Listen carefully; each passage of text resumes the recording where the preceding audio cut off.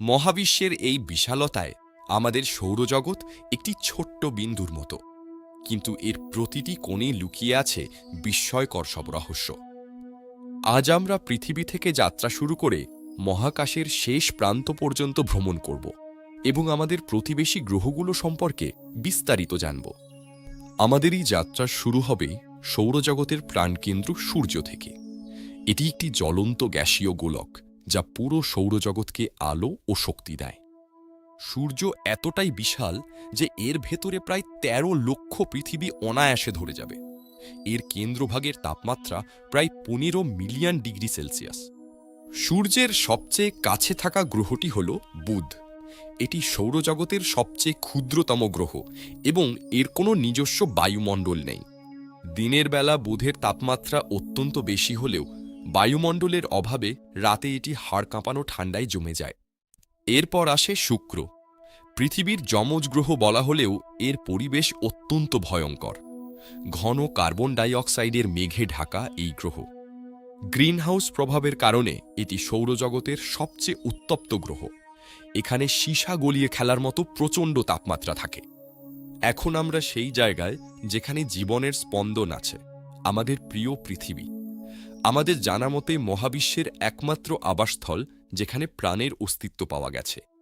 জল, বায়ু এবং সঠিক তাপমাত্রার ভারসাম্য পৃথিবীকে জীবের বেঁচে থাকার জন্য আদর্শ স্থান করে তুলেছে।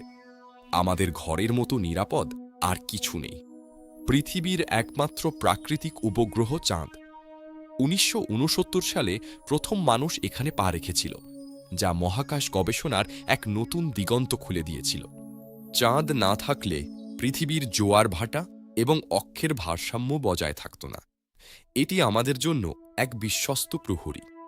কিন্তু পৃথিবী থেকে মঙ্গলের দূরত্ব কত? গড়ে প্রায় ২২ কোটি কিলোমিটার। এই বিশাল পথ পাড়ি দিতে আধুনিক মহাকাশযানের মাসের পর মাস সময় লাগে। এবার আসা যাক মঙ্গলে। লাল গ্রহ হিসেবে পরিচিত এই গ্রহে একসময় জল প্রবাহিত হতো বলে বিজ্ঞানীরা বিশ্বাস করেন। নাসার পাঠানো রোভারগুলো মঙ্গলের মাটির নিচে প্রাণের কোনো ক্ষুদ্র চিহ্ন বা প্রাচীন জীবাণুর সন্ধান চালিয়ে যাচ্ছে। মঙ্গলে রয়েছে সৌরজগতের বৃহত্তম আগ্নেয়গিরি এবং গভীরতম উপত্যকা। মানুষের পরবর্তী গন্তব্য হতে পারে এই লাল মাটি। মঙ্গলের পরেই আমরা অতিক্রম করব অ্যাস্টেরয়েড বেল্ট বা গ্রহাণু বলয়। এখানে লক্ষ লক্ষ ছোট বড় পাথর সূর্যকে প্রদক্ষিণ করছে। এই বলয়ের সবচেয়ে বড় সদস্য হল বামন গ্রহ সেরেস। বিজ্ঞানীরা মনে করেন এখানে খনিজ সম্পদের বিশাল ভাণ্ডার থাকতে পারে। এবার আমরা প্রবেশ করছি গ্যাস দানবদের জগতে। এই গ্রহগুলোর কোনো কঠিন পৃষ্ঠ নেই। এগুলো মূলত বিশাল গ্যাসের ভাণ্ডার। বৃহস্পতি হল সৌরজগতের রাজা। এর আয়তন এত বড় যে এর ভেতরে ১৩০০টিরও বেশি পৃথিবী জায়গা করে নিতে পারবে। বৃহস্পতির উপগ্রহ ইউরোপার বরফের নিচে বিজ্ঞানীরা তরল জলের সমুদ্র থাকার সম্ভাবনা দেখছেন, যেখানে প্রাণের অস্তিত্ব থাকা অসম্ভব নয়। এরপর আসে শনি, তার বিস্ময়কর বলয় নিয়ে।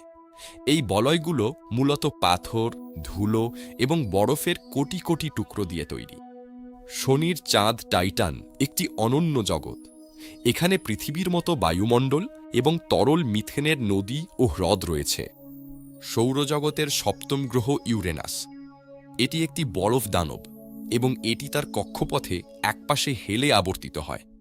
সূর্য থেকে সবচেয়ে দূরে অবস্থিত গ্রহটি হল নেপচুন। এখানে সৌরজগতের সবচেয়ে শক্তিশালী বায়ু প্রবাহ এবং ঝড় বয়ে যায়। একসময়ের নবম গ্রহ প্লুটো এখন একটি বামন গ্রহ হিসাবে পরিচিত। সূর্য থেকে এর দূরত্ব প্রায় ৬০০ কোটি কিলোমিটার।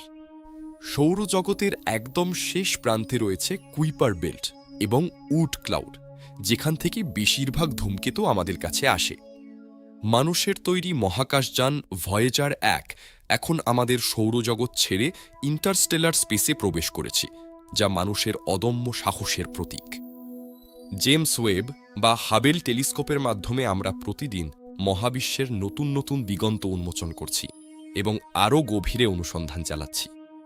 ভবিষ্যতে মানুষ হয়তো মঙ্গলে বা চাঁদে স্থায়ী বসতি স্থাপন করবে। আমাদের এই মহাজাগতিক অনুসন্ধান কখনো থামবে না। আমরা সবাই নক্ষত্রের ধুলো দিয়ে তৈরি। মহাবিশ্বকে জানা মানেই হল নিজেদের শেকড়কে খুঁজে বের করা। সৌরজগৎ কেবল শুরু, এরপর অপেক্ষা করছে কোটি কোটি গ্যালাক্সি এবং ট্রিলিয়ন ট্রিলিয়ন নক্ষত্র। মহাবিশ্ব অসীম এবং এর সৌন্দর্য অতুলনীয়। প্রকৃতির এই অসাধারণ কারুকাজ আমাদের প্রতিনিয়ত বিস্মিত করে এবং আমাদের ক্ষুদ্র অস্তিত্বের কথা মনে করিয়ে দেয়। আমাদের এই সৌরজগতের যাত্রায় সাথে থাকার জন্য ধন্যবাদ। আরও জানতে চোখ রাখুন আকাশের ওই নক্ষত্রদের দিকে। আজ এখানেই শেষ করছি। নতুন কোনো রহস্য নিয়ে আবারও দেখা হবে মহাবিশ্বের কোনো এক কোণে। শুভ বিদায়।